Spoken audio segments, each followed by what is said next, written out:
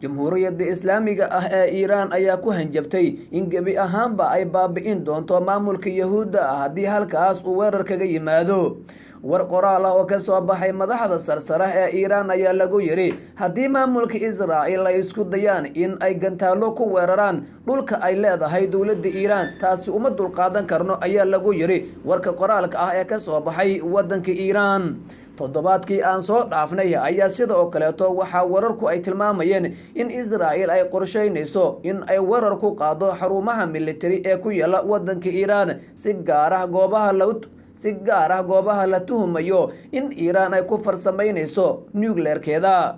si gaar ah goobaha la tuhumayo in xukuumadda Tehran ay ku farsameynayso bacriminta macdanta nuclear-ka si ay kor ugu qaado awoodeeda military ee bariga dhexe.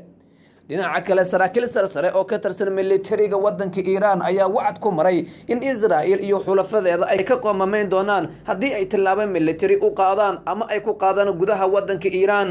hanjabaada cusub ee xukuumadda Tehran ayaa waxa ay ku soo beegmaysaa iyadoo Sacuudi Carabiya dhawaan ay xulafadeeda ka codsatay in tilaabo laga qaado wadanka Iiraan, laakiin haddii taasi ay dhacdo waxa laga yaabaa in gebi ahaanba uu baaba'o amniga bariga dhexe.